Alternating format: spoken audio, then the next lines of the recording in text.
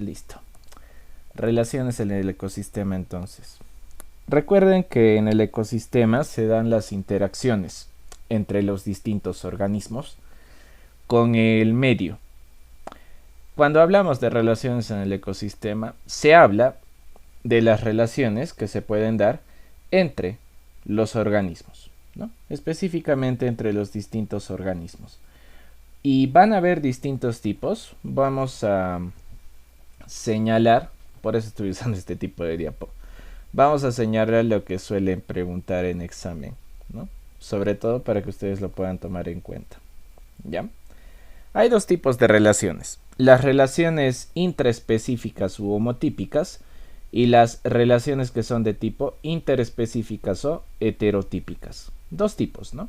Obviamente las relaciones intraespecíficas, homotípicas, se van a dar en individuos que son de la misma especie, ¿no? Y como se dan en individuos de la misma especie, se puede asumir que la finalidad de ese tipo de relaciones es reproductiva, ¿no? Como son de la misma especie, entonces puede darse la reproducción entre ellos. ¿Ya? Tómenlo en cuenta, entonces. Tienen que verlo desde ese punto de vista. En cambio, las otras relaciones entre diferentes especies, pues, no tienen un fin reproductivo, ¿no? Porque ya saben ustedes que entre diferentes especies no se puede dar la prole, no sale prole entre diferentes especies. Tienen que ser de la misma especie, en todo caso. ¿Listo? Dicho eso, entonces vamos a hacer un pequeño gráfico aquí. Haremos un pequeño gráfico. Recuerda que esto es entre individuos de la misma especie. Por eso, homotípicas, ¿no? Homotípicas, entre individuos de la misma especie. A ver, ¿cuál es la finalidad? ¿Cuál es la finalidad?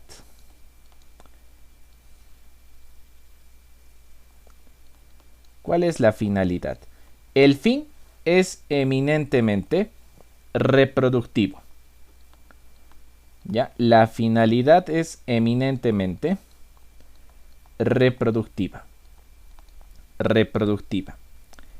Y la reproducción de una misma especie colabora con perpetuar la especie, ¿no? Con el mantenimiento de la especie. Mantener la especie. A eso se refiere entonces las relaciones intraespecíficas. Ese es su fin. Ese es su fin. En todo caso, van a haber dos tipos de relaciones, ¿no? La finalidad es esta, la finalidad es el mantenimiento de la especie. Pero no siempre suele darse la relación para fines reproductivos. Este sería como la finalidad principal, ¿no? Pero pueden haber finalidades quizás un tanto accesorias, ¿no? De repente un tanto accesorias que no necesariamente agrupan organismos de la misma especie para fines reproductivos, ¿no? Es el caso, por ejemplo, de las agrupaciones casuales o también llamadas agregaciones. Los organismos se encuentran, pero no necesariamente para reproducirse, ¿no? Se pueden encontrar, por ejemplo, ¿para qué? Por casualidad, o porque en ese lugar pues hay un mismo tipo de alimento, etcétera. No solamente por fin reproductivo, ¿no? Entonces podemos dibujar por acá.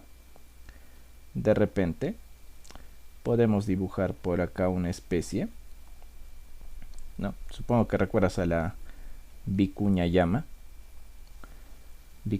jirafa, que está por acá, su colita pomposa, y por aquí, ¿no? Toda esbelta, la vicuña llama. Listo. Por aquí. Vayan dibujando, vayan dibujando. Por aquí también. Por aquí también. Y por acá.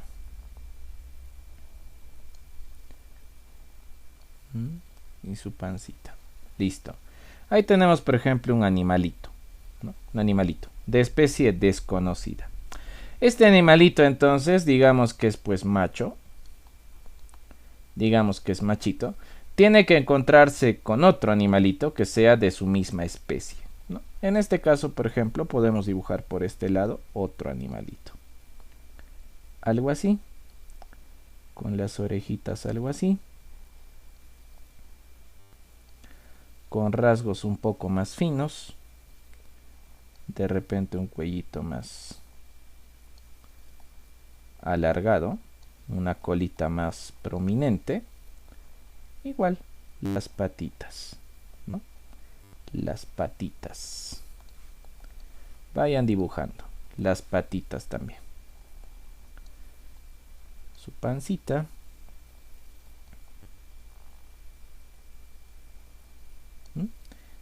y está por aquí, ¿no? Ahí está. Otra especie que en este caso sería una hembra, ¿no? El macho y la hembra entonces se van a encontrar. ¿Para qué? Justamente para el apareamiento, ¿ya? Con fines de apareamiento en todo caso. Con fines de apareamiento en todo caso. A ver, lo interesante que es, ¿no? Que entre estas dos especies, se va a dar un apareamiento. Apareamiento. Si quieres, ¿eh? Podría ser incluso el coito, ¿no? El apareamiento, o en todo caso, se le puede llamar también como coito. Pero no siempre es así, ¿no? O sea, no necesariamente el hecho de que haya un macho y una hembra implica que haya coito, ¿no? Implica que haya coito. Entonces, lo que ustedes tienen que considerar en este caso, listo. Lo que ustedes tienen que considerar en este caso que es que cuando dos especies se encuentran, de hecho, va a haber una determinada progenie, ¿no? Va a tener un heredero por ahí, pero no necesariamente puede que se dé el contacto sexual. ¿Cómo así? Podría ser que en algún caso se dé el apareamiento, ¿no? Entonces, en ese sentido, la relación entre estos va a ser intensa. Intensa, ¿no? No porque el apareamiento sea intenso, sino porque el hecho de que se encuentren y demás cosas hace que la relación sea intensa. Hace de que, entre comillas, el vínculo sea un poquito más importante para ambos. Eso es lo que provoca. Y en una relación intensa, en todo caso, siempre se presenta el apareamiento. Siempre. Siempre va a haber apareamiento, ¿no? Cuando la cosa es intensa. En cambio, cuando el encuentro es corto, no necesariamente hay coito, ¿no? No necesariamente hay encuentro sexual entre los dos animalitos de la misma especie, pero de sexos opuestos. No necesariamente hay eso. Lo importante que es que a partir de esta relación, yo puedo considerar que va a haber una cierta progenie. Va a haber un heredero por acá, ¿no? En todo caso. Fruto de ese encuentro, sea intenso o sea corto, va a haber un heredero, ¿no? Que podemos dibujar por acá. Pero toma en cuenta que para que haya un heredero, ambas especies tienen que haber llegado a una madurez sexual. Hay una edad a la cual los animales ya son o ya están sexualmente hablando listos para poder reproducirse. Entonces por aquí pues bueno, puede haber una especie pequeñita, ¿no? fruto del encuentro de estas dos especies, ¿no? Pequeñito, un enanito. Ahí está. Listo. ¿Ve? Puede existir un enanito, ¿no? Fruto del encuentro de las dos especies, lo que solemos llamar como cría. Una cría. Ese es un tipo de relación, ¿no? Cuando la relación se da entre sexos opuestos, ¿ya? A esto le vamos a llamar entonces como A. Cuando es una relación intraespecífica de tipo A, cuando la relación se da entre sexos opuestos, va a haber una fecundación, va a haber una cría, pero no necesariamente va a haber un encuentro como tal. A veces no, ¿no? Por ejemplo, cuando no hay coito, Simplemente, los animales, ¿qué es lo que hacen cuando no hay coito? ¿Qué es lo que hacen los animales? Simplemente los gametos se liberan y se unen. No necesariamente dentro del cuerpo de uno de ellos, sino fuera, ¿no? Los gametos se liberan simplemente. Fuera. Los gametos se liberan fuera. En cambio, cuando hay apareamiento, pues, de hecho, aquí hay coito. Con coito, ¿no? Hay un encuentro sexual entre ellos. Va a haber un encuentro sexual. Listo. En todo caso, sea de esta forma o sea de esta forma, se genera una cría. Ya sea de una forma o sea de la otra, se va a generar una cría. ¿Ya? Tomen en cuenta eso entonces. Tienen que tomar en cuenta esa parte. Ahora, puede ser que también, ese es de tipo A, puede ser que también aquí se añada un segundo elemento, ¿no? ¿Qué va a suceder, por ejemplo, si esta especie, quizá, se encuentra con otra? Digamos que aquí hay otra especie. A ver, digamos que aquí va a haber otra especie. Digamos que para variar es hembrita, ¿no? Digamos que es hembrita. Ahí está. Que sea una hembrita. Listo, ¿no?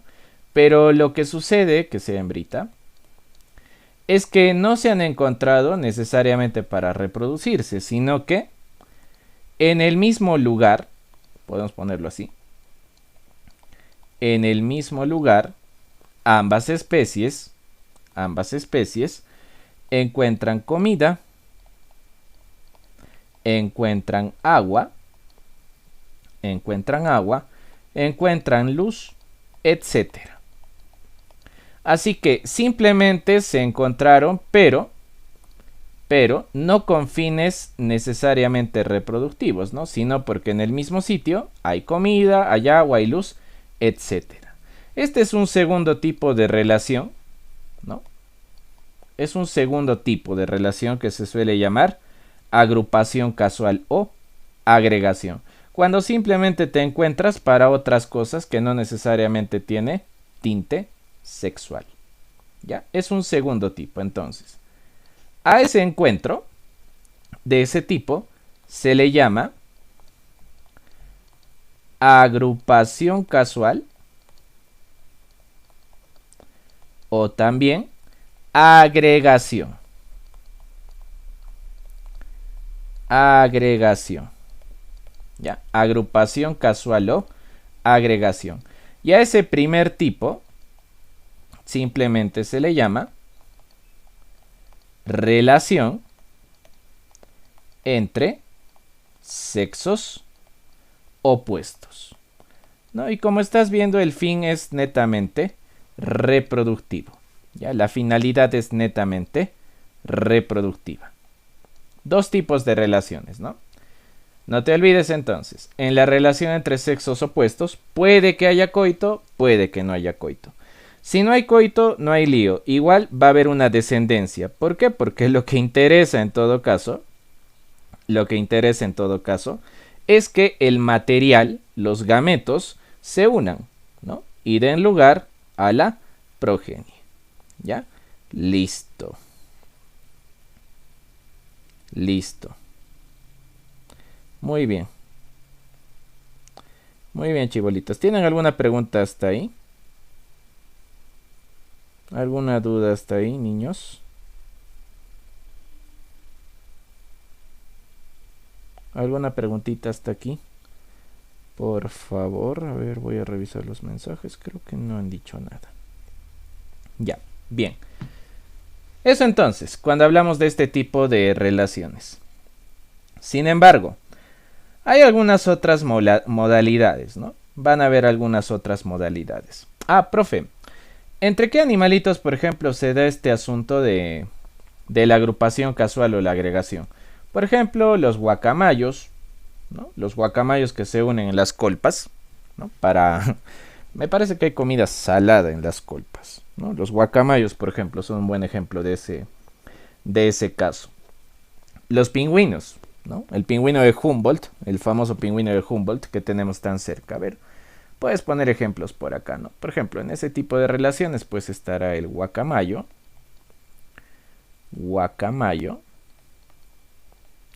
estará el pingüino, etcétera. Pingüino de Humboldt sobre todo, ¿no?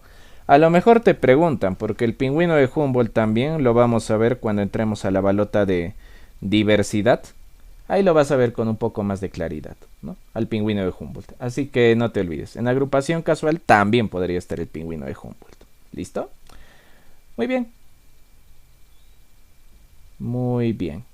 Eso entonces. En relación de sexos opuestos, la cosa es pues general, ¿no? La cosa es general. Hay varias especies que se relacionan con sexos opuestos. Entonces no hay mayor detalle que hacer. Ya, no hay mayor detalle que hacer. Listo. Profe, ¿qué más se puede observar? Bueno, se pueden observar algunas otras cosas, ¿no? Y algunos otros efectos también, a causa de lo que estamos viendo por aquí. Por ejemplo, vamos a dibujar una sociedad animal por acá. Vamos a dibujar una sociedad animal por acá para ver qué es lo que ocurre. ¿Qué es lo que sucede? Pongamos por aquí C. Vamos a ponerle por acá una asociación. Una asociación o sociedad. Los animales viven en sociedad. Por lo general, viven en sociedad. Sea una sociedad temporal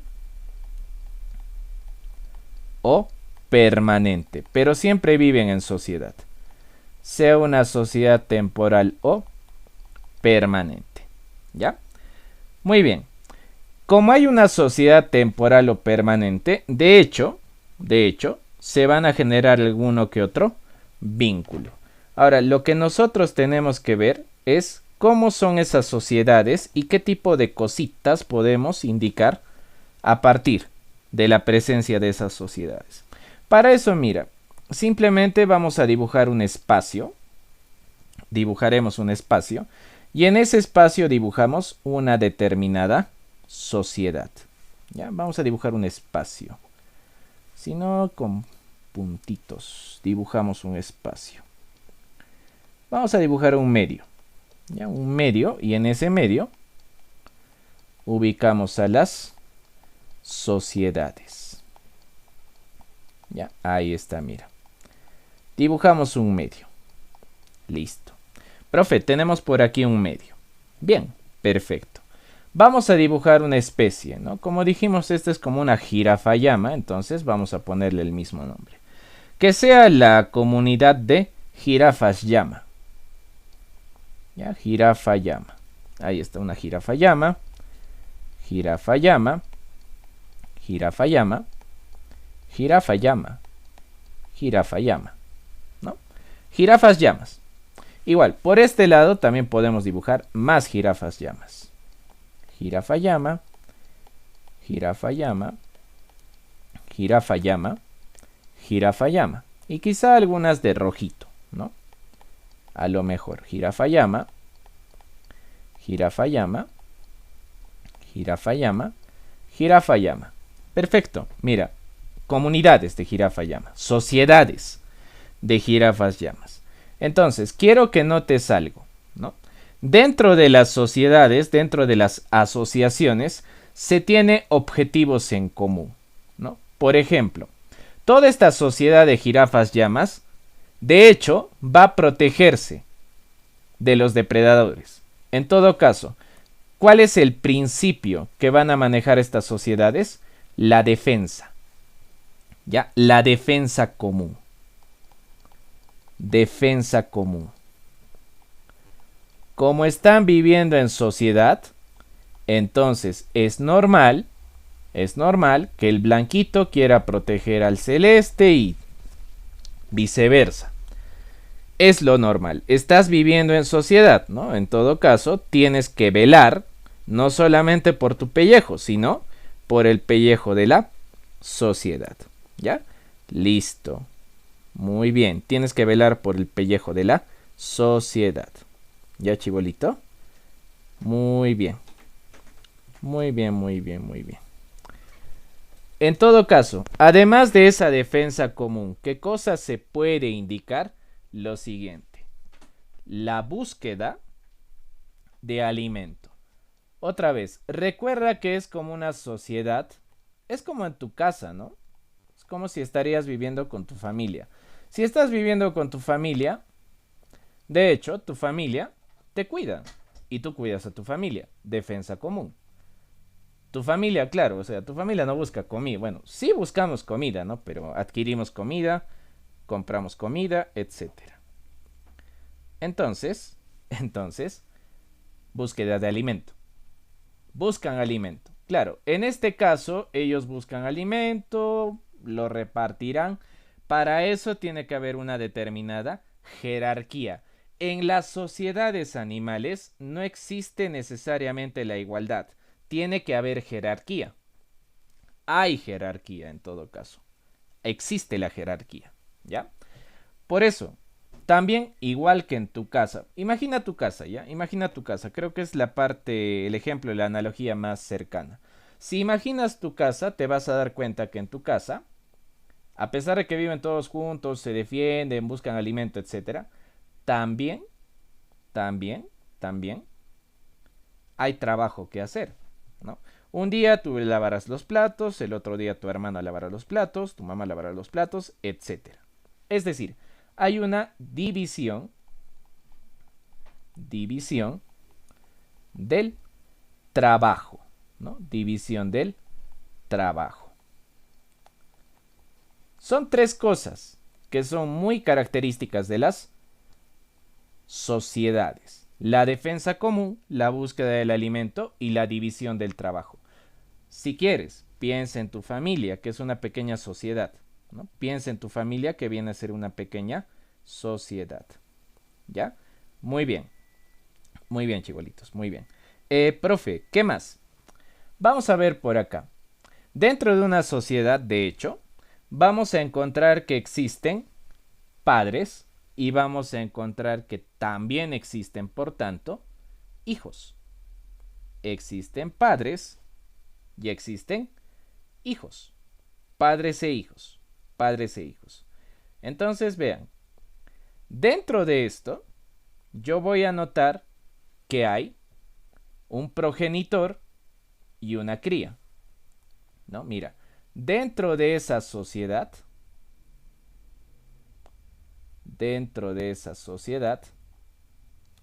va a haber un progenitor más grande y también va a existir una cría, ¿no? También va a existir una cría. Progenitor y cría. Progenitor y cría. ¿Qué es lo que hacen los progenitores? Piensa en tu familia. ¿Qué es lo que hace tu familia cuando eras pequeñito? Te cuidaba. Se aseguraba de que sobrevivas hasta ahora, hasta el día de hoy, incluso te ha puesto academia, etcétera, ¿no? Entonces, ¿qué es lo que hacen los progenitores? ¿Cuáles son las funciones que cumplen los progenitores hacia las crías? Primero, asegurar la supervivencia de la cría. La supervivencia de la cría, ¿no? Segundo, claro, colaborar con su desarrollo, ¿no? Lo cual implica alimentación, entre otras cosas. También enseñarle, ¿no? Porque parte del desarrollo es enseñarle las técnicas de caza, etcétera, etcétera. Pero tienes que tomar algo en cuenta. En esa relación de progenitor a cría, tiene que pasar un determinado tiempo. O sea, juega el factor tiempo, ¿no? Por ejemplo, no creo que ustedes dependan de sus padres hasta que tengan pues 40, ¿no? No creo. En el reino animal no sucede eso, ¿no? O sea, la cría no depende pues de su progenitor hasta, no sé, hasta que se vuelve vetusta. Eso no pasa en el reino animal y tampoco pasa en nosotros. En todo caso, en todo caso, el factor tiempo juega. Hay relaciones progenitor y cría que son más largas y hay relaciones progenitor-cría que pueden ser incluso más cortas, ¿no? Hay largas y hay cortas. En todo caso, lo importante que es que el progenitor enseña a la cría. Eso no te olvides. Aquí el progenitor actúa como un docente, enseña.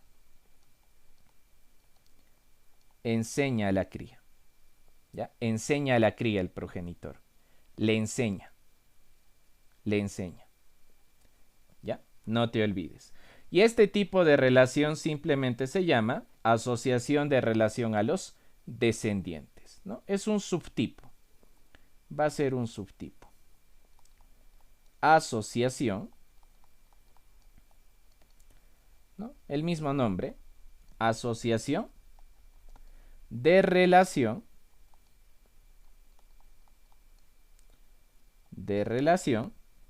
hacia los descendientes. Hacia los descendientes. Asociación de relación hacia los descendientes. ¿Ya? Todo lo anterior es lo que hace el progenitor por la cría. Si te van a preguntar en examen, piensa en todo lo que hace, entre comillas, un padre por su hijo y vas a obtener la respuesta, ¿no? No es difícil esa parte, ¿ya? No es complicada esa parte. No es complicada esa parte. ¿Listo? Muy bien. Ahora, no solamente hay eso. Es más, se puede colegir lo siguiente de ahí. Profe, si hay progenitor y hay cría, entonces puedo asegurar que en esta relación también existe algo llamado como familia. ¿Ve?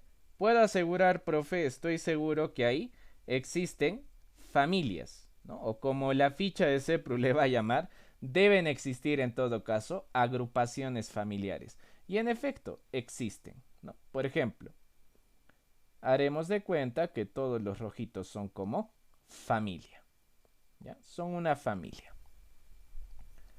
Son una familia. Y la cosa funciona parecido, ¿no? La cosa va a funcionar parecido, pero con una diferencia. Que al ser una familia,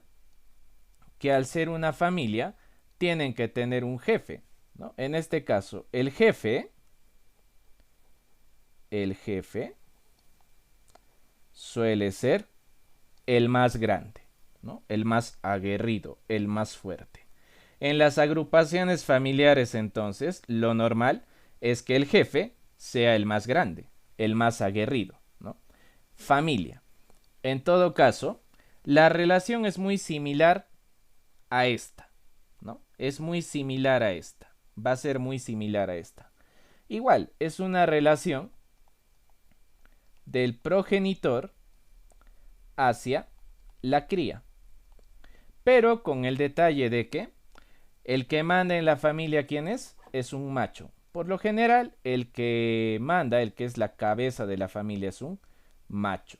Y tiene que ser el macho más fuerte, ¿no? Más fuerte. Cuando hablamos de familia, también puedes anotarlo, estamos hablando en todo caso de la palabra clan. Estamos hablando de un clan familiar, cuando hablamos de familia, ¿no? Caso típico de los clanes, por ejemplo, ¿quién? La vicuña. La vicuña vive en familia, vive a modo de... vive en clanes, en agrupaciones familiares, etc. Caso típico el de la vicuña, ¿no? Listo. Entonces, este es otro tipo de asociación o sociedad. ¿Cómo se le llama esto? Simplemente agrupaciones familiares. ¿Ve? Todo se puede deducir a partir de una misma cosa. Agrupaciones familiares. Agrupaciones familiares. ¿Ya? Muy bien. Agrupaciones familiares. Listo. Perfecto. Perfecto, perfecto.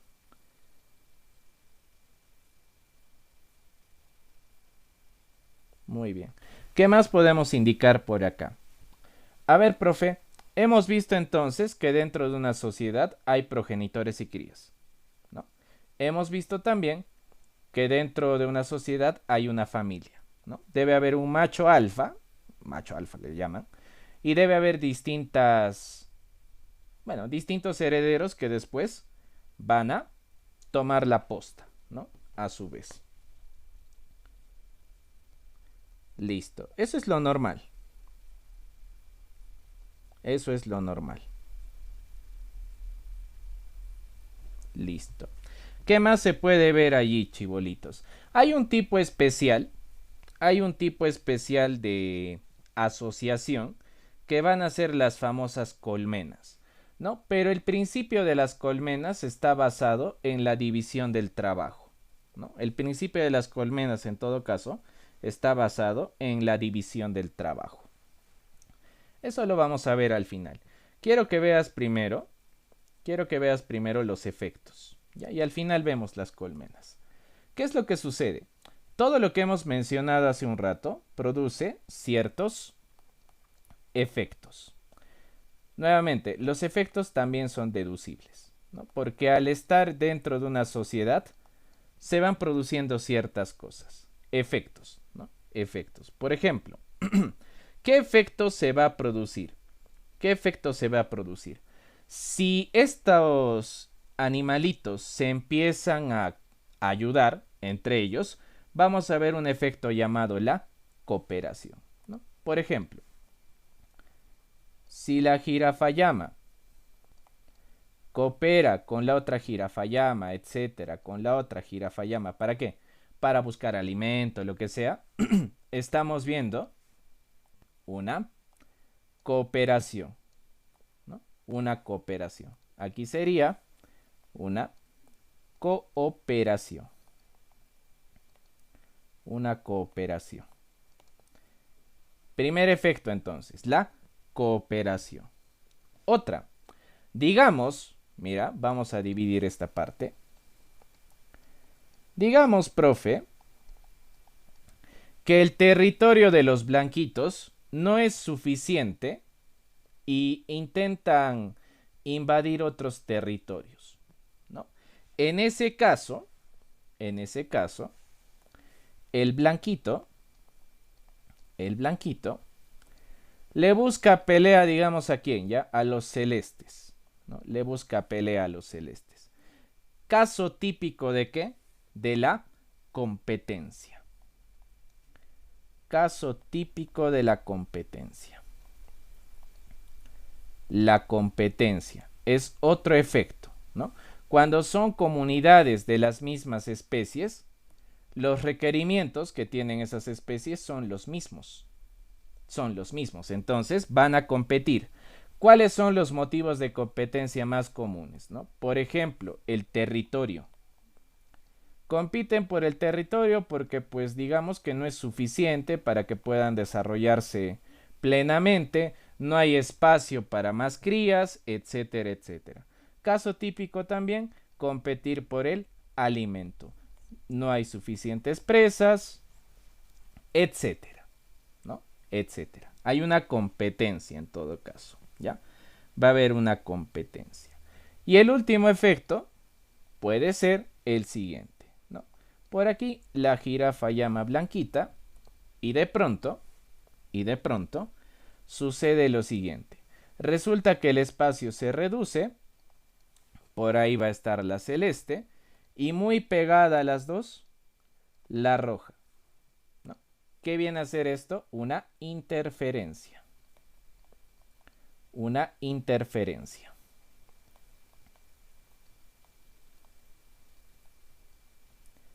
Interferencia. Una interferencia, ¿no? ¿Producto de qué? De un fenómeno llamado el hacinamiento. ¿Cuándo se dice hacinamiento? Cuando el espacio no es suficiente y empiezan a invadir el tuyo, ¿no? Por ejemplo, Las personas que viven en hacinamiento no tienen pues un espacio para ellas, ¿no? Tú puedes estar, por ejemplo, ahora en tu cuarto recibiendo clases virtuales y de pronto pues entra tu hermano gritando y te distrae. Qué terrible, qué terrible. Estás ahí concentrado, etcétera, y de pronto entra tu hermano gritando. Hacinamiento, te distrae. Igual, digamos que tu sala de estudio es al lado de la cocina, porque pues no hay mucho espacio. Y de pronto, no sé, se les ocurre entrar a cocinar, freír todavía con ese ruido que hace, y te distrae. Eso es hacinamiento. Las especies también se hacinan, ¿no? Se interfieren entre ellas mismas, y eso provoca, en los animales, por ejemplo, va a provocar ¿qué cosa? El estrés. Ahí se provoca el estrés. Los animales se estresan y empieza la lucha. Empiezan a pelearse entre ellos. Empieza la lucha, puede incluso llevar a la muerte. Puede incluso llevar a la muerte, etcétera, etcétera, etcétera. ¿Ve? Ahora, ejemplos, ¿no? En el caso de la competencia, se vuelve a mencionar a las vicuñas, se menciona al macho, al jaiñachu, que es una vicuña, ¿no? Es una vicuña macho, el jaiñachu, es una vicuña macho. Listo. Y en el caso de la interferencia, por ejemplo, se habla de las aves guaneras. En el caso de la interferencia. Eso se puede ver bastante en la playa, ¿no? Nuevamente, también me parece que esto se puede ver en el caso del pingüino de Humboldt. Si es que el espacio donde está el pingüino de Humboldt no es suficiente, de hecho van a interferir uno con otro, se van a estorbar, ¿no? En otras palabras, se van a estorbar. Eso es normal, a veces sucede, ¿no? Que uno se estorbe. Listo. Finalmente, el caso de las colmenas, ¿no? El caso de las colmenas, que lo podemos hacer por acá. No es mucho en realidad, ¿no? Las colmenas, todos tenemos idea de lo que es una colmena. La colmena. Todos tienen idea de lo que es una colmena, ¿no? Una colmena, por ejemplo, se puede hablar a nivel de colmena de quién? De las abejas, por ejemplo, de las termitas, etcétera, etcétera. ¿Cuál es el detalle? Cuando hablas de una colmena, hablamos de miles. Hablamos de miles de individuos. Hablamos de miles de individuos, ¿no? Que van a dividirse el trabajo de acuerdo a su morfología y de acuerdo a su fisiología. Por eso, el principio de las colmenas, ¿cuál es? La división del trabajo. Ese es el principio de una colmena, la división del trabajo, división del trabajo, ¿no? Y en la colmena pues hay distintas funciones, ¿no? Hay una función que es reproductiva, seguramente, hay una misión que viene a ser reproductiva, habrá otra misión que más bien viene a ser un tanto de defensa, protección, y habrá otra función que a lo mejor puede venir a ser, por ejemplo, de mantenimiento, ¿no? Mantenimiento. Reproducción, por ejemplo, siempre nos han mencionado eso, hasta por chiste. ¿Quién cumple funciones reproductivas? En el caso de las abejas, la reina junto con el zángano, ¿no? Por eso, pues, llamar a alguien zángano era casi un insulto, ¿no? Solo sirves para reproducirte, en otras palabras. En el caso de la protección, pues los soldados. Y en el caso del mantenimiento, las famosas abejas obreras, ¿no? Que son las que incluso van a buscar la comida y todo el asunto, ¿no? Cuando se habla de esto, entonces, hablas de abejas, termitas, etcétera, a nivel de las colmenas, ¿ya? ¿Listo? Tomen su captura, por favor. Esa es la primera parte, son las relaciones interespecíficas.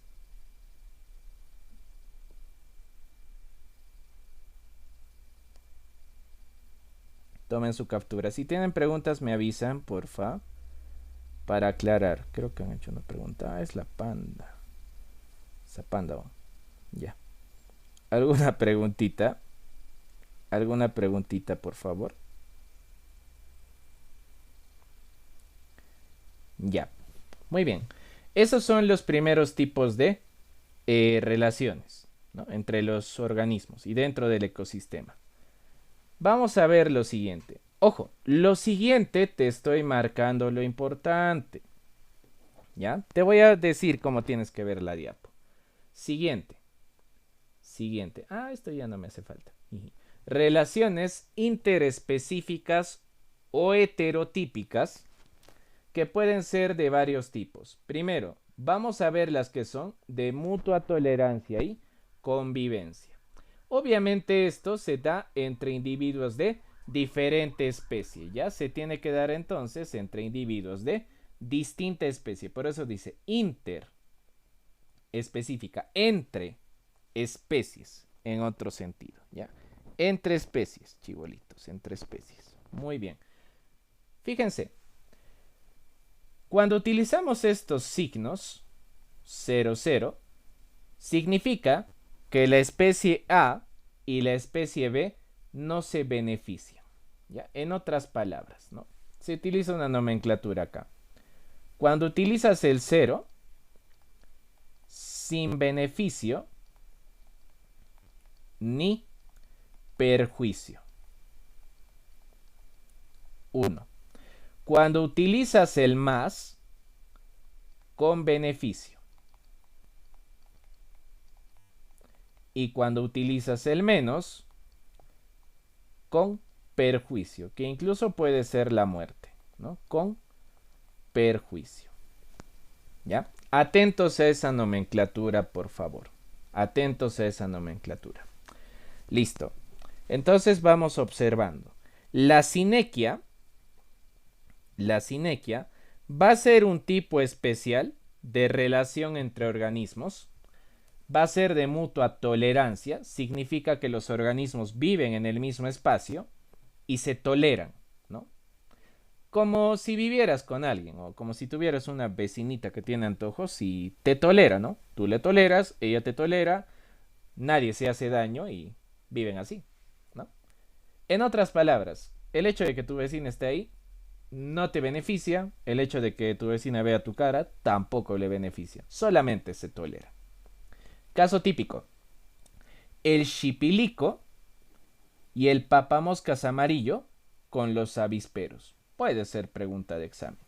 La serpiente xuxupe también con el majas. Todo lo que esté subrayado de colores a partir de ahora, tómalo como si fuera la próxima pregunta de examen. Si es que llegan a preguntar esto. Sinequia entonces se refiere cuando viven en un mismo espacio y por tanto se tolera. ¿Ya? Siguiente, el epifitismo. Fíjate acá. Posi, 0. Significa que una de las especies se beneficia y la otra pues como que le da igual, ¿no? O sea, ya bueno, si me beneficio, qué bien, pero generalmente no se beneficia, pero tampoco se perjudica. Caso típico, ¿de quién? Las plantas epífitas. Epi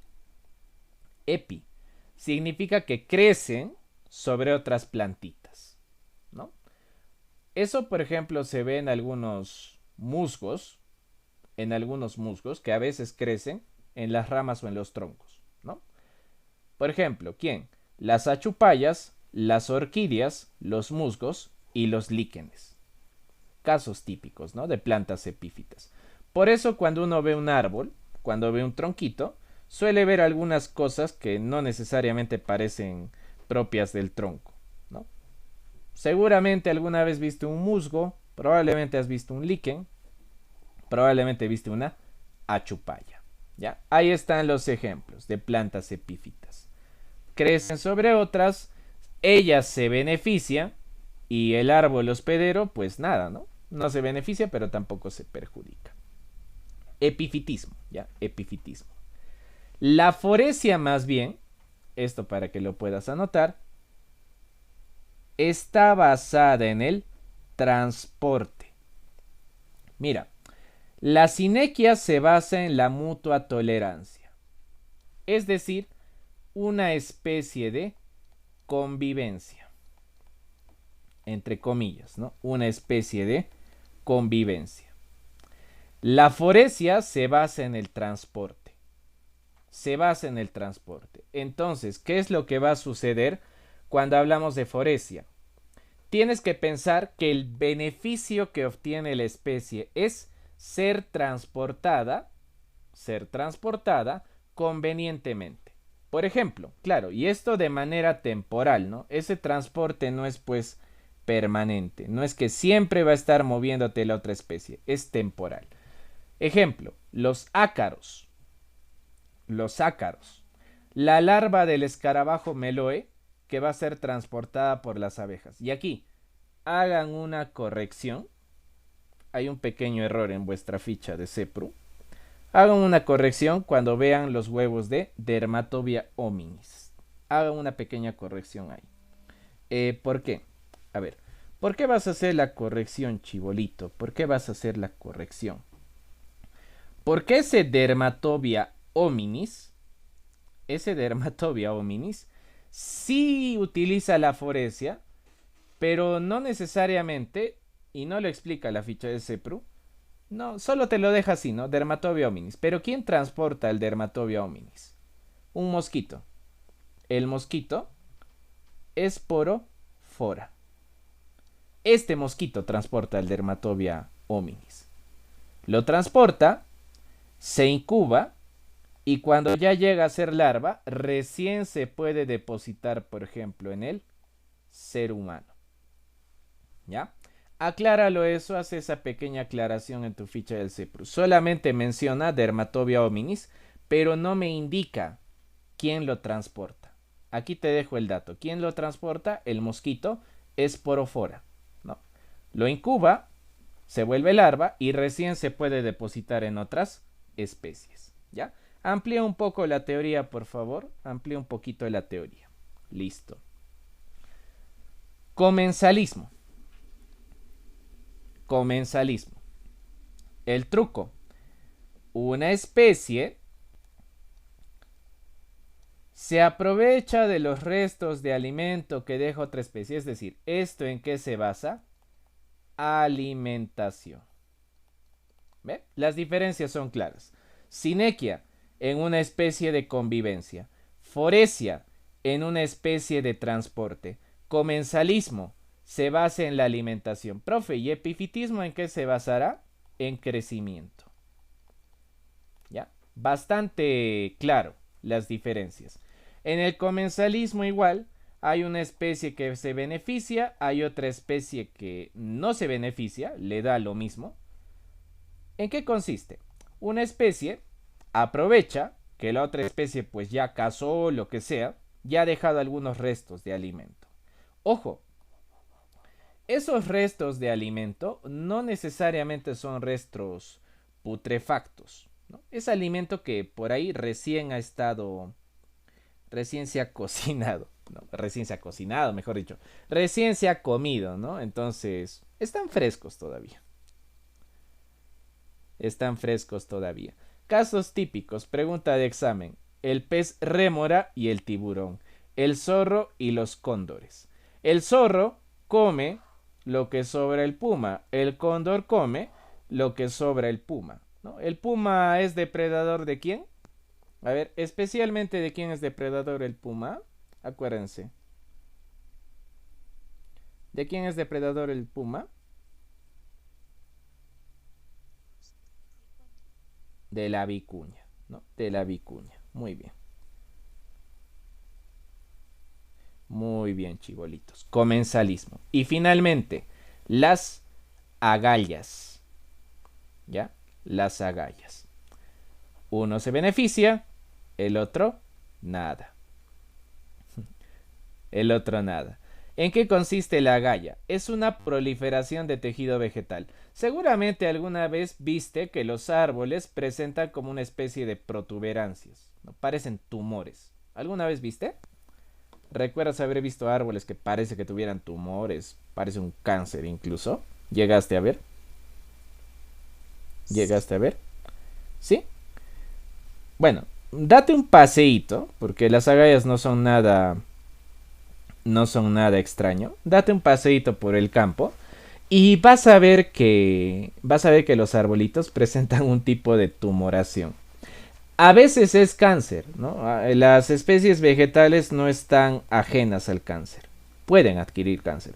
El cáncer es una enfermedad que no perdona ni siquiera las plantas. Las plantas pueden tener cáncer. Incluso hay investigaciones que dicen que algunos fósiles, refiriéndome a lo que son los dinosaurios, probablemente tenían cáncer también, ¿no? O sea, el cáncer es una enfermedad vieja, antigua, anticucha, el cáncer. Entonces, cuando no es cáncer, pues las plantas a veces generan una proliferación de tejidos, en otras palabras, una especie de tumor. ¿Para qué?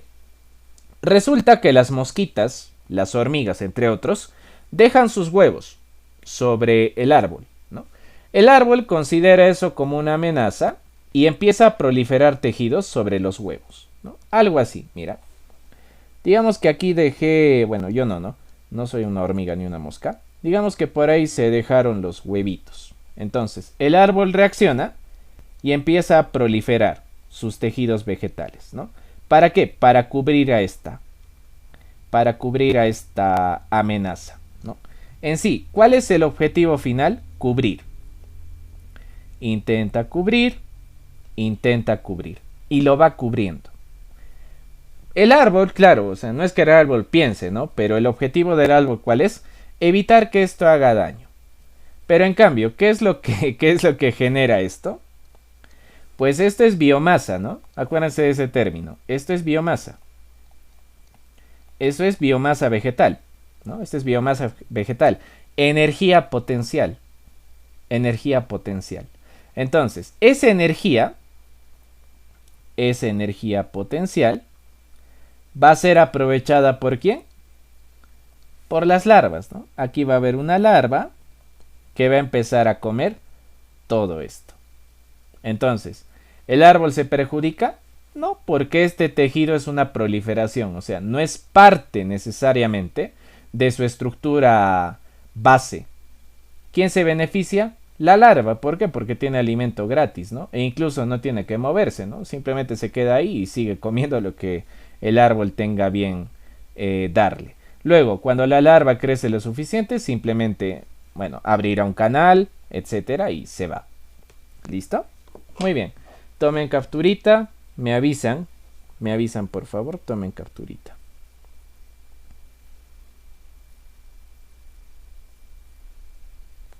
Tomen capturita. Si tienen preguntas, me avisan.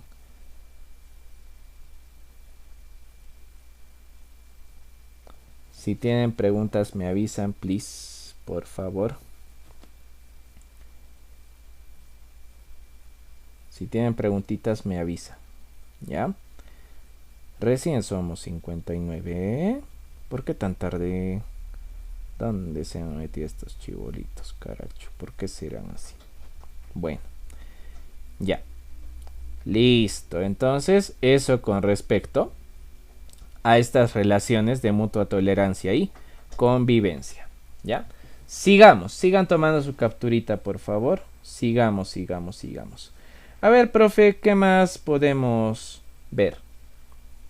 También existen relaciones interespecíficas o heterotípicas, pero ya de tipo mutualista o de beneficio mutuo. ¿Ya? De tipo mutualista o de beneficio mutuo. ¿En qué consisten? Mira, las asociaciones de beneficio mutuo obviamente se dan cuando una especie se beneficia y la otra también, ¿no? Obviamente, la palabra misma me lo dice, ¿no? Beneficio mutuo. Entonces, se utiliza un término. Esto ya me di cuenta quién puso la ficha del CEPRU. Ya sé qué docente lo hizo. Él utilizaba ese término. Se da un trueque o un canjeo biológico. Es decir, tú me das algo y yo también te doy algo.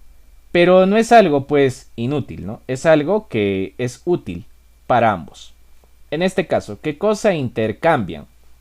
Por ejemplo, Pueden intercambiar recursos, como serían distintas biomoléculas, carbohidratos, lípidos, proteínas, etc. O podrían intercambiar servicios. Por ejemplo, ¿no?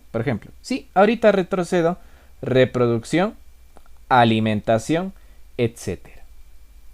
Es decir, una de las especies colabora con la reproducción de la otra, colabora para facilitarle la alimentación a la otra, ¿no? Y la otra también, quizá por ahí, recibe a cambio un recurso, una biomolécula, que le puede ser útil. ¿Ya? A ver, retrocedo a la otra un ratito. Listo, toma tu captura. Toma tu captura. Toma tu captura. Toma tu captura.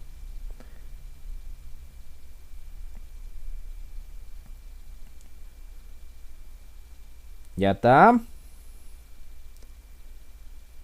Sí, gracias, profesor. Ok, sigamos.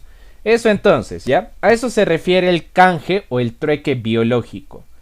Tú me das un recurso, yo te puedo dar un recurso o te puedo dar un servicio, ¿no? Claro, no funciona pues del modo mañoso, ¿no? Te puedo hacer un servicio. No funciona de ese modo, ¿no? Cuando se refiere a un servicio es colaborar con alguna de las funciones que cumples, ¿no? Te puede ayudar, claro, suena raro, ¿no? Pero te puede ayudar a reproducirte, te puede ayudar a alimentarte, etcétera, etcétera. Entonces, la clasificación de estas relaciones, ¿en qué se basa? En el grado de vínculo, de asociación. Es decir, estas relaciones de beneficio mutuo no siempre son obligatorias. Depende del grado. Cuando hablamos de grado, siempre relaciónalo con intensidad. Con intensidad. Intensidad. En ese sentido, por ejemplo, hay unas relaciones de beneficio mutuo que se denominan como facultativas. Facultativas. Por favor, nuevamente, esta diapositiva está ya, entre comillas, subrayada. Ya no necesita subrayar. Mira, ¿cada individuo se beneficia? Sí, exacto. Pero, como es facultativo, no existe dependencia. Es decir, el individuo A no se va a morir si se va el individuo B. Y viceversa. Viceversa. Ninguno es imprescindible. En otras palabras, si tú estás en una relación facultativa con individuo B, si tú te vas, el individuo B no se va a morir. ¿Va a dejar de percibir tu beneficio? Sí, tu recurso, tu servicio, pero no se va a morir. No le va a afectar, no le estás perjudicando en otro caso. ¿Ya? No estás perjudicándolo en otro caso. Igual, si el otro individuo se va, tampoco te perjudica a ti. Pierdes el beneficio, pero eso no te perjudica. No te perjudica. No existe dependencia entonces. No hay imprescindibles. ¿Cuáles son los ejemplos? Los cangrejos con las anémonas. Los cangrejos con esponjas. Cangrejos con ascidias.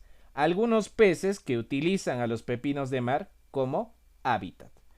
Hormigas ganaderas que cuidan algunos pulgones en las plantas, pulgones que a su vez producen un líquido de aspecto dulce que van a consumir las hormigas, ¿no? De esa manera funciona lo facultativo. Es decir, si de pronto el pulgón pues se cansa, se va a otra planta, no pasa nada, la hormiga no se va a morir porque el pulgón ya no esté.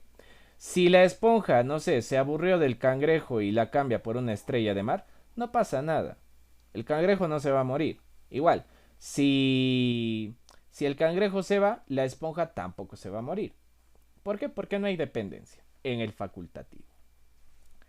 Ahora, cuando más bien la cosa es así, facultativo para uno, es decir, entre comillas, opcional para uno, pero obligado para el otro, ahí sí hay algunas consecuencias. Ahí sí se van a dar algunas consecuencias. ¿Cuál es el fin de estas relaciones? Dos cositas principalmente. Alimentar y reproducir. Por ejemplo, los animales polinizadores, como serían las abejas, las mariposas, los murciélagos y demás, tienen una relación facultativa con las plantas. ¿Por qué? Porque la abeja no tiene la obligación de ir a la misma planta todos los días y a la misma hora, ¿no? No hay una relación de fidelidad, no hay dependencia, escucha bien, no hay dependencia del polinizador hacia la planta. No existe dependencia. En cambio, ¿quién sí depende? ¿Quién sí depende? La planta. La planta sí depende del polinizador. Si el polinizador se va, entonces la planta se ve perjudicada. ¿Por qué? Porque ya no hay nadie que se encargue de esa función. Facultativo para ellos, obligado para la planta. Por acá también. La tangarana que vive en los árboles, en algunos, y que a su vez defiende ese lugar. Si la tangarana se aburrió de ese árbol y se busca otro, no pasa nada con ella. En cambio, si el árbol pierde a este mecanismo de defensa, podría sufrir consecuencias. Facultativo para la tangarana, obligado para los árboles. ¿Ven? Y finalmente, y vamos a ver los ejemplos, ¿no? Obligado para ambos. Cuando es obligado para ambos, esto toma un nombre especial, se le va a llamar simbiosis. Y mira las diferencias. Mientras en el facultativo no hay dependencia y ninguno es imprescindible, en la simbiosis sí hay dependencia y ambos son imprescindibles. El caso curioso es que en la simbiosis, ambos individuos tienen que vivir juntos de forma permanente. No pasa lo mismo acá, porque el cangrejo con la anémona, pues pueden romper su vínculo en cualquier momento y cada uno toma su camino. En cambio aquí, necesariamente tienen que vivir juntos, es más, no pueden vivir separados. Toma en cuenta, ¿ve? Está subrayado y está del mismo color para que hagas un poco de contraste. ¿Listo? Muy bien, toma tu capturita, me avisas cuando ya esté y si tienen preguntas también, háganlas. ¿Ya? Si tienen preguntitas, las hacen, por favor. Si tienen preguntitas, las hacen. Voy a estar mirando vuestro chat. Si es que alguien tiene alguna pregunta. Me avisan. Esto es lo que viene a examen, ¿ya? Alguien activó su audio, creo. ¿Querías decir algo, Luz? Sí, profesor. Ejemplos, profesor, de simbiosis. Ah, lo vamos a ver en la siguiente. Ahorita, siguiente diapo. Ya, muy bien, cambiamos. Profe, entonces, obligado para ambos, ¿no? Existe dependencia, viven juntos permanentemente y no pueden vivir separados. Por ejemplo, la simbiosis liquénica, ¿entre quiénes se dan? Entre un hongo, y aquí entre corchetes está lo que aporta. ¿Qué aporta el hongo? Humedad y detritos. Y entre un alga, ¿qué aporta el alga? Fotosíntesis y material vegetal, biomasa, ¿no? En todo caso, ¿qué aprovecha el alga del hongo? La humedad y los detritos. ¿Qué aprovecha el hongo del alga? Bueno, el material vegetal que el alga produce fruto de la fotosíntesis. Es tan fuerte la simbiosis que incluso los líquenes, porque la suma de ambas cosas se va a volver un líquen, vamos a anotarlo por ahí. La suma de un hongo más un alga es igual a un líquen. Es un grupo taxonómico, ¿no? Que antiguamente venía a examen. Antiguamente teníamos que saber la estructura de un líquen. Antiguamente. Ahora no, solamente hay que mencionarlo. ¿Listo? Muy bien. Simbiosis liquénica. Otro. La simbiosis en planta. Porfa. Los colores están hechos para que ustedes lo vean. Hongo, micorriza, bacteria, rhizobium, bacteria, Anabaena. ¿Ya? Está de colores, los colores te indican lo que es. ¿Cómo es la simbiosis en plantas? ¿No? Se puede dar con dos tipos de organismos, con hongos o con bacterias. En el caso de un hongo de tipo micorriza, el hongo, ¿qué cosa le brinda a la planta, al árbol de tipo pinofita? Agua y sales. Esas micorrizas, ¿dónde se ubican? En las raíces. ¿Qué aprovechan? La savia, ¿no? Para brindarle agua y sales a ese arbolito. Otro, las bacterias del género Rhizobium captan nitrógeno. Nitrógeno que va a ser aprovechado por las fabáceas o también llamadas leguminosas. Se dice también que es a partir de esta relación, de esta simbiosis, que se generan la mayor parte de las proteínas que conocemos. Luego, la bacteria Anabaena, una fijadora de nitrógeno tipo cianofita, se asocia con un helecho llamado la azolla, que se encuentra en lagunas y pantanos. ¿Para qué? ¿Qué cosa le brinda a la azolla? La fijación de nitrógeno. Ahí está. Ahí se puede ver entonces lo que estamos indicando. Simbiosis en plantas. Sigan los colores. Están bien los colores. Siguiente. Simbiosis a nivel del intestino de animales. Bacterias, ¿no? Bacterias que, por ejemplo, van a habitar en el intestino de los vertebrados y, por ejemplo, en la panza de los rumiantes, ¿no? Ayer en zoología veíamos, por ejemplo, las distintas partes que tiene la panza de los rumiantes, ¿no? Por ejemplo. Listo. Igual. Se da también a nivel de lo que son los protozoarios. Por zoología también tendrías que saber que dentro de los protozoarios hay un grupo enorme. Están los sarcodinos, están los mastigóforos, estarán los apicomplexas y estarán los ciliados, ¿no? Por ejemplo, estará el plasmodium, el paramecium, estará la ameba, etc. Nos dan un ejemplo, el entonidium. ¿Dónde se encuentra este protozoario? En el intestino de los comegenes o termitas. ¿En qué colabora? ¿En qué colabora? En la digestión de la madera. En general, ¿por qué están estos animalitos en el intestino de otros animalitos? Para colaborar con la función de la digestión. Principalmente para eso. ¿Ya? Principalmente para eso. Y en el hombre, pues es más fácil, ¿no? La mayor parte de su flora intestinal, que viene a ser todo el conjunto de bacterias y demás cosas que viven en el estómago del hombre, la mayor parte de eso colabora con la digestión. Listo. De esta manera entonces se dan los distintos tipos de simbiosis en la naturaleza. ¿Ya? De esa manera se dan los distintos tipos de simbiosis a nivel de la naturaleza. ¿Listo? Tomen su capturita, por favor. Tomen su capturita. Tomen su capturita. Sigan los colores. Cuando repasen esta parte, limítense a seguir los colores y no vamos a tener problemas. ¿Ya? Muy bien.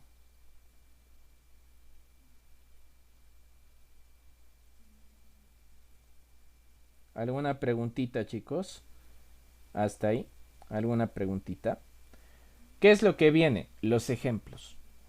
¿Ya? Por eso también me tomé el tiempo de ponerlo en colores, para que ya sea más fácil para ustedes identificar qué cosa es cada cosa. Dime, Jennifer, creo que activaste tu audio. ¿Querías decir algo? Por favor, puede volver a mencionar la diapositiva. Ya. Ya. Listo. Ya. Muy bien.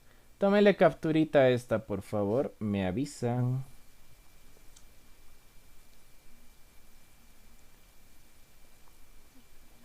Ya. Listo. Con eso hemos visto lo que viene a ser el mutualismo. Ahora miren. Existe una relación más de tipo interespecífica. La depredación y el parasitismo. Depredación y parasitismo. Cuando hablamos de depredación, hablamos de una especie que se beneficia y de otra que se perjudica, incluso hasta la muerte, ¿no? La que se beneficia normalmente recibe el nombre de Depredador. Mira el color. ¿Quiénes son depredadores? El puma, el zorro, el zorrito, lechuza, conejo. ¿Quiénes son las presas? Bueno, de ejemplo, ¿no? La vicuña, en el caso del zorro, la cría de vicuña, la perdiz, los ratones silvestres y la hierba. Esto es una novedad, ¿no? Porque antiguamente el CEPRU no consideraba que los vegetales, por ejemplo, que eran consumidos por los herbívoros, se consideraran como presas. Ahora sí. Entonces hay que tomarlo en cuenta. ¿Qué viene a ser esto? ¿Qué viene a ser la depredación? Es el consumo de un organismo viviente, animal o vegetal, por otro. Eso es la depredación. Entonces, ahí se ve una relación de depredador-presa. ¿Eso qué implica? ¿Eso qué implica?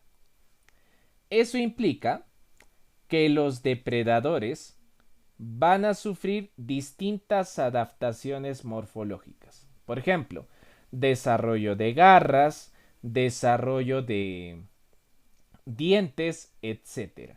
¿Para qué? Para que eso les facilite la caza de la presa. Ese es el objetivo, que las adaptaciones que pueda sufrir el depredador les facilite la caza de la presa.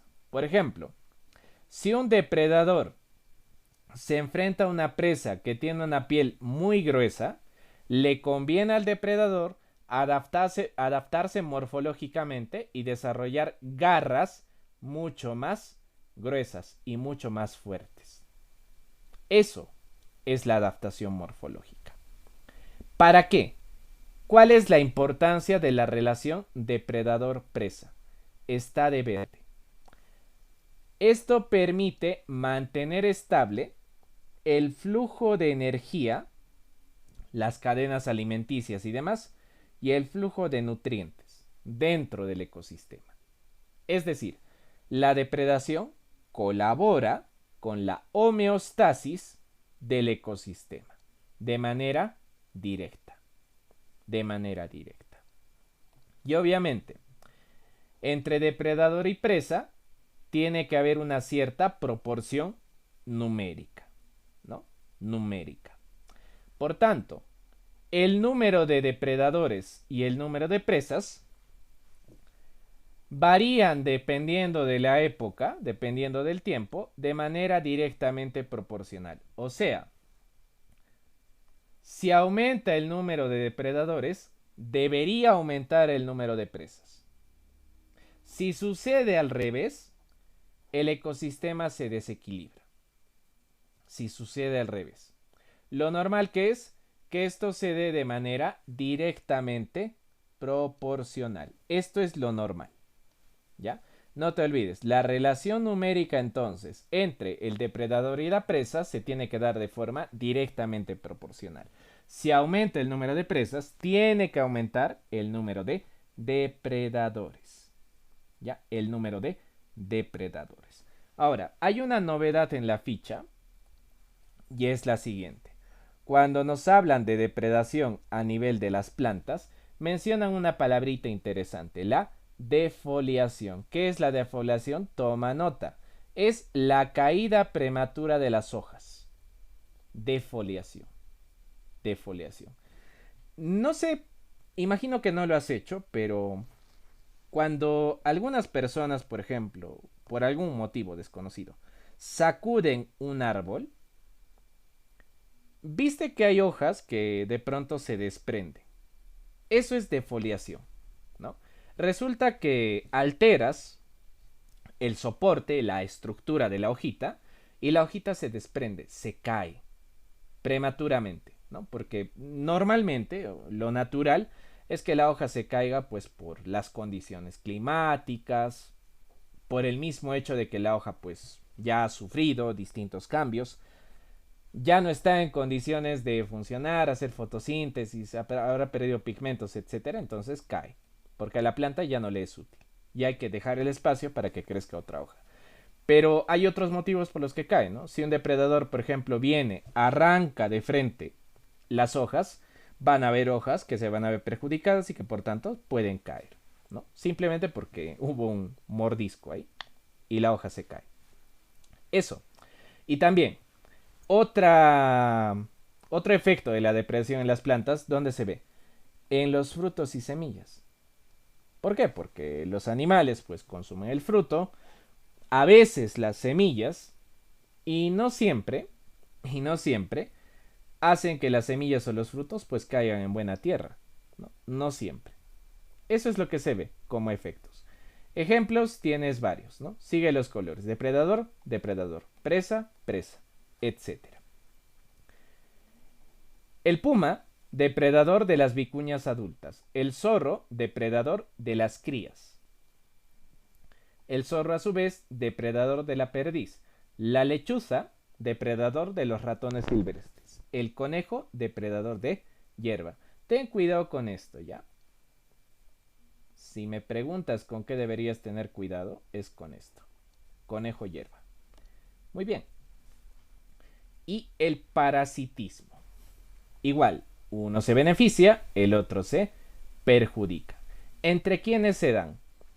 Entre un parásito, que viene a ser un organismo que generalmente es pequeño, que puede ser una bacteria, que puede ser un virus, etc.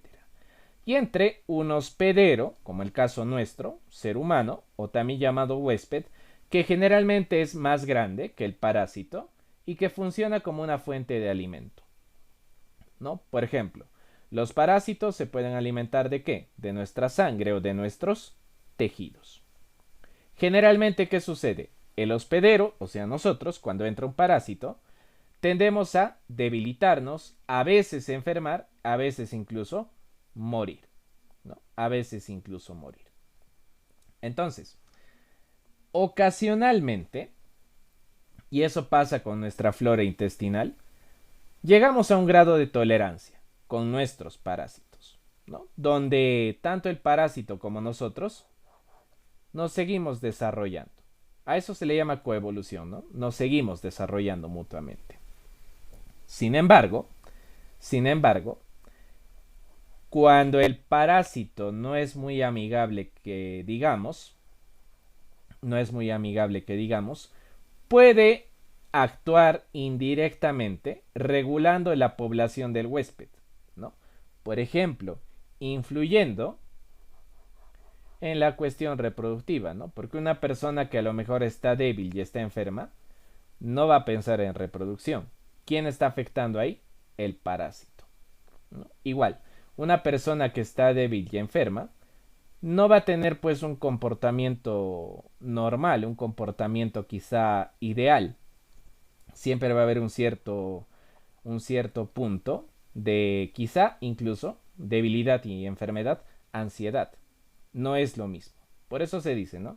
Indirectamente pueden regular la población. ¿Por qué? Porque intervienen en la cuestión reproductiva y en la cuestión de relaciones sociales. En el huésped, por ejemplo. ¿Ya? Tomen su captura, porfa. Tomen su capturita. Tomen su capturita. Si tienen preguntas, me avisan.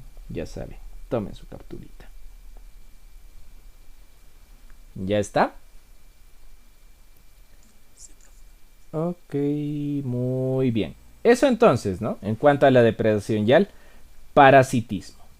Depredación y parasitismo. Finalmente, existen tipos de parasitismo, ¿no? Por ejemplo, el ectoparasitismo. El ectoparasitismo, que consiste en los parásitos, ecto significa afuera, eso no te olvides, desde zoología lo estamos repitiendo, ecto es afuera, que van a vivir y van a obtener su alimento en el exterior del hospedero o el huésped. Ejemplos, los que están marcados con otro color son los raros, los que podrían preguntar. Los demás son los deducibles. Pulga, piojo, ladilla, garrapata, zancudo, mosquito. El que debes tener cuidado. El pique o la nigua, el izango o la gapa. Los ácaros, por ejemplo, que aparecen cuando no lavas tu colchón. Los matapalo, el famoso cabello de ángel, y aquí sí deberías tener cuidado con la pregunta. ¿Por qué? Porque es una planta parásita. La cúscuta grandíflora o cabello de ángel. Ectoparásitos, ¿ya? Ojo con esta. Ojito con esta, por favor. Ojito con esa. Lo demás es deducible. ¿Cuándo no te ha picado un mosquito? ¿Cuándo no te ha picado un zancudo? Bueno, garrapata espero que nunca te pique, es horrible. Se introducen a la piel y es todo un lío. Pulga, piojo. Alguna vez, ¿no? Y claro, no necesariamente por suciedad. Quizá, no sé, te acercaste a un bobby, a un perrito de la calle. Quizá el perrito tenía pulga y la pulga vio que tu carne era fresca, blanquita y saltó pues y dijo sin miedo al éxito y pues empezó a comerte. ¿No? Puede pasar. Puede pasar. Listo. Ectoparasitismo. No te olvides. Vive y obtiene su alimento en el exterior del hospedero. Sigue habiendo hospedero. Solo que los ectoparásitos actúan por fuera del hospedero. Ya, no te olvides. No te olvides. Endoparásitos. La palabra clave, endo, adentro. Parásito vive en el interior del hospedero y generalmente se alimenta ¿de qué? De la sangre y los tejidos, pero por dentro, no por fuera. Ellos son los que generalmente debilitan al hospedero, suelen causarle enfermedades, ¿no? Casos típicos, aquí está. Un hemoparásito que obviamente se alimenta de sangre, como el Plasmodium vivax, ¿no? Como el Plasmodium vivax, que es un apicomplexo, parásito de la sangre, que genera una enfermedad llamada el paludismo y que es transmitido por un mosquito llamado Anopheles. Plasmodium vivax. Un enteroparásito que va a habitar en los intestinos, como sería la Taenia solium, o el Ascaris lumbricoides, o el oxiuro, ¿no? La mayor parte de estos que son platelmintos. La tenia, el Ascaris y el oxiuro. ¿Dónde viven? En los intestinos. Intestinos. Por eso, enterón. Enterón significa intestino. Histioparásito, histio, tejido. Por ejemplo, ¿quiénes? El cisticerco, que habita en los músculos, a veces en el tejido cerebral, y que generalmente se encuentra en la carne de cerdo. Otro, la fasciola hepática o callutaca, que habita ¿dónde? Y de preferencia ¿dónde va a atacar? Al tejido hepático, ¿no? Al hígado. ¿Ya? Al hígado. Listo. Por último, vemos una especie de parasitismo llamado parasitismo social. Un parasitismo social, ¿no? Que básicamente se basa en qué? En que el parásito aprovecha a otra especie y deja su prole, sus herederos, descendientes, que sean criados por la otra especie. La pregunta de examen.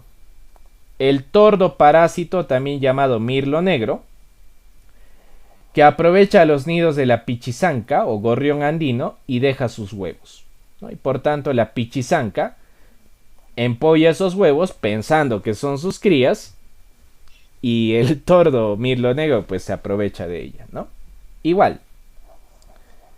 El coleóptero meloe también deja sus larvas en colmenas de abejas. Parasitismo social. ¿Ya? Listo.